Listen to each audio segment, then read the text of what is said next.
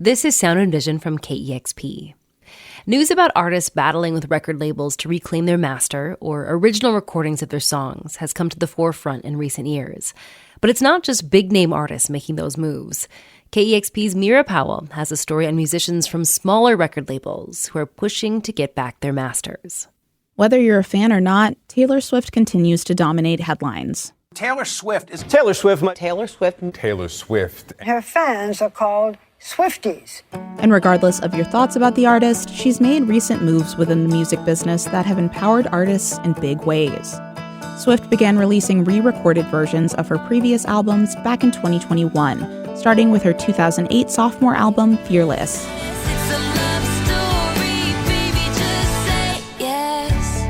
She wanted to reclaim her music after her previous label, Big Machine Records, along with her master recordings, were sold to record executive Scott, aka Scooter Braun, who Swift, in her own words, has described as a bully.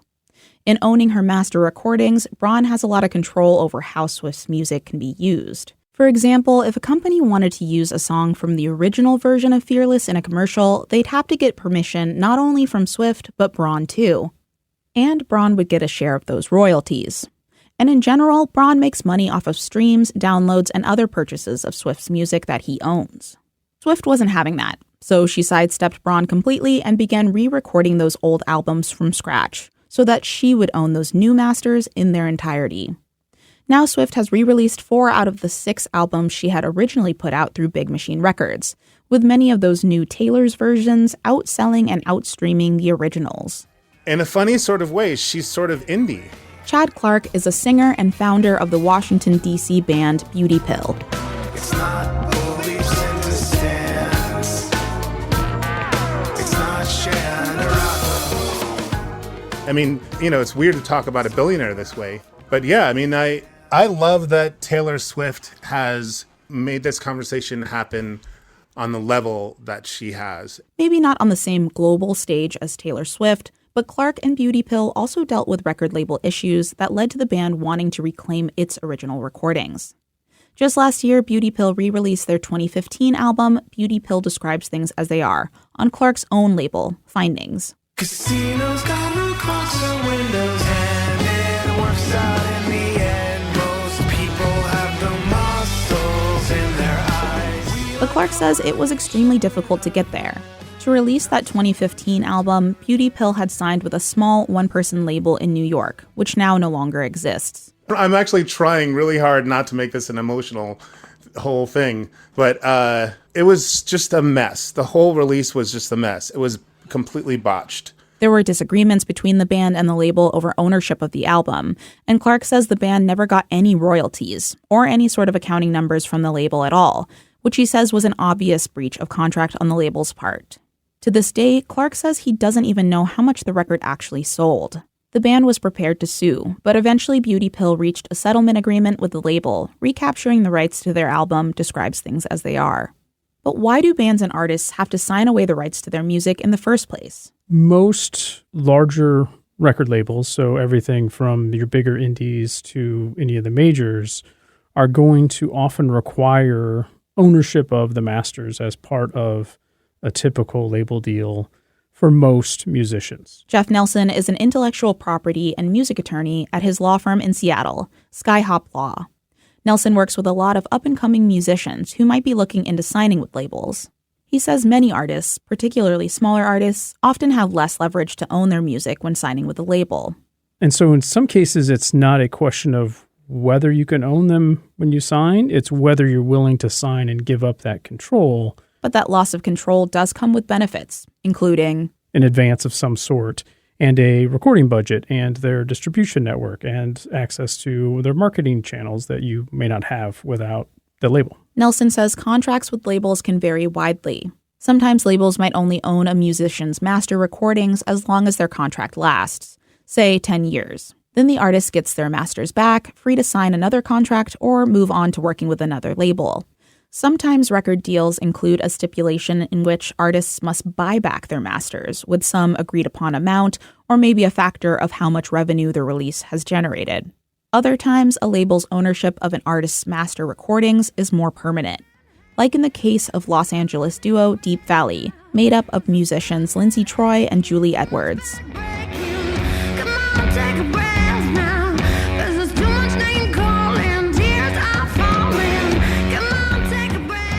Their 2013 album Sistrionics was released by Island UK, a major record label currently owned by the even larger Universal Music Group.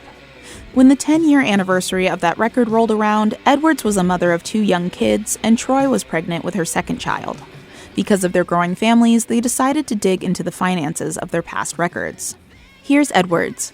I started looking into Sistrionics, which, arguably you could say was our most successful record. And what I realized is that we've actually never made a cent from streams, downloads, or physical sales of that record. Edwards says that's because the band had not made the agreed-upon amount of money in their record contract to start seeing that cash flow to them. So then I was like, well, that's cool. Maybe our masters will revert to us at some point. Edwards started digging into the old contract, hoping to find the period of time in which the band would be able to reclaim their master recordings from the label. And I dug through this 60-page contract of dense legalese and literally could not find the term anywhere. I finally had to actually search the word perpetuity. I was like, what if I search this word? What will I find? So I just did a word search of the word perpetuity, and I found the word in the contract once and realized that they owned the masters until we die and beyond then. Edwards says she tried to negotiate with the label to no avail. The label wouldn't budge. The contract was set in stone. And so I realized that what we had to do, if we ever wanted Sistrionics to be financially meaningful for us, was to re-record it and have our own masters of it. So Deep Valley went back into the studio to re-record the album they had made 10 years earlier, and Sistrionics 2.0 was born.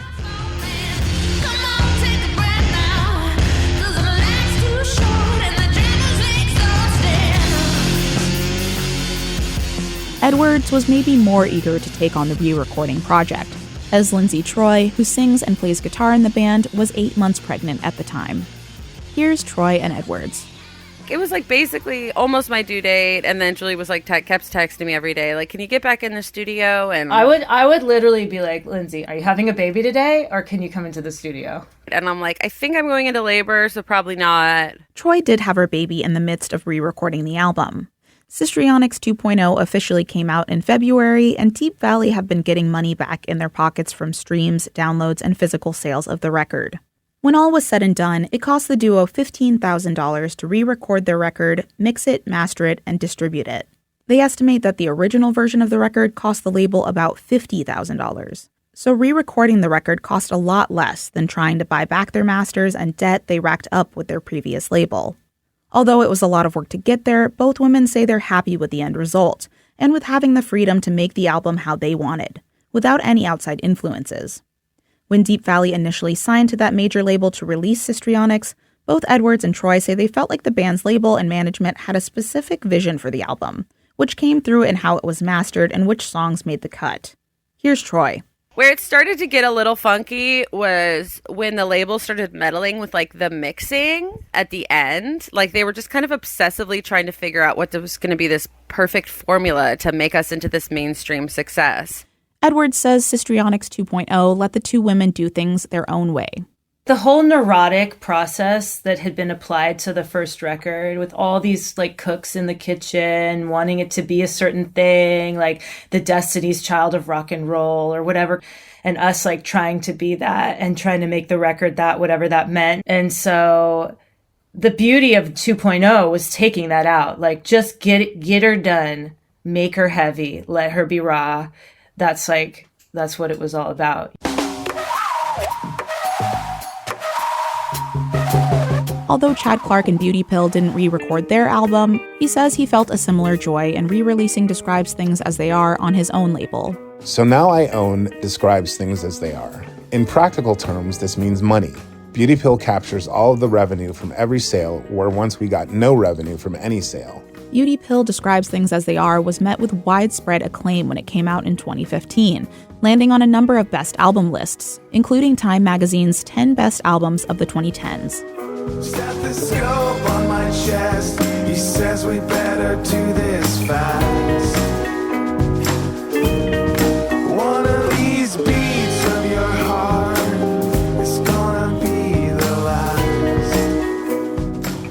This album meant a lot to Clark. It was written after Clark was recovering from serious health issues at the time. He had a viral infection that entered his heart, which nearly killed him. And the album was recorded as part of a public art exhibit at an Arlington, Virginia museum where people could drop in and watch the band as they worked. So Clark's glad to have gotten to this point now, finally able to claim the album as the band's own many years later. I'm literally feeling this feeling of euphoria, like physical euphoria, just because I control the work now, and there's more dignity in that, you know? I'm not saying that I would never work with another label again. I probably will. But I do really love that I, as an artist, that I don't have to answer to anyone else's directives about how to present or how to sell or, you know, what we do artistically. It's very liberating. Although for Clark and the women of Deep Valley, working with the label was somewhat of a battle, it's not always that way. It's hopefully a partnership. Grant McCallum spent more than 2 decades working at record labels. He most recently worked at Seattle's Barsook Records, a label that's put out albums by Death Cab for Cutie, Nada Surf, and Fantagram. Before that, he worked at Sub Pop Records. He currently manages Seattle band Thunder Pussy. McCallum says labels rely on master rights as a steady stream of revenue. Running a label involves investing in talent, and you never know what's going to take off and what's not going to take off. And the ability to continue investing in talent means the ability to have a steady revenue source from masters that you currently have the rights to. Basically, the ability to keep making money off records that did well, to invest in artists. Some of them are going to do great, some of them aren't. And you need that steady revenue stream to continue investing in the next group of artists you want to work with. For many artists, signing over music rights might be unavoidable, especially with the draw of funding and promotion offered by a record label. But there's still room for caution. Attorney Jeff Nelson says there are volunteer legal services for artists in Washington, California, and a number of other states. So even if you don't think you can afford a lawyer, there are options out there to get free legal advice, just to get some input on the contract, what the concerns might be, or what the big risks or red flags are.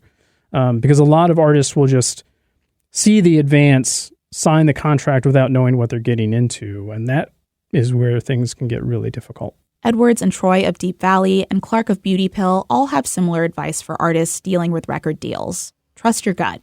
All you have is your gut. And at least if you do your gut, you can, at the end of the day, you can say, I failed and it's my fault because I went with my gut, but at least I got to go with it.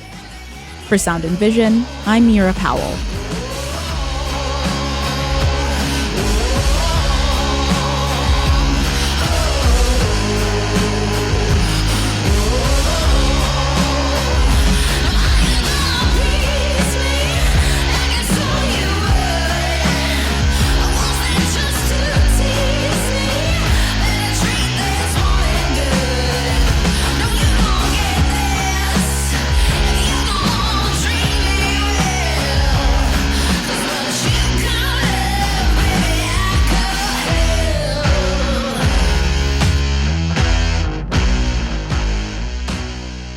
That was Sound and Vision, and this feed is about to change a little bit starting in early April. We'll have more details on that coming up next week on this feed.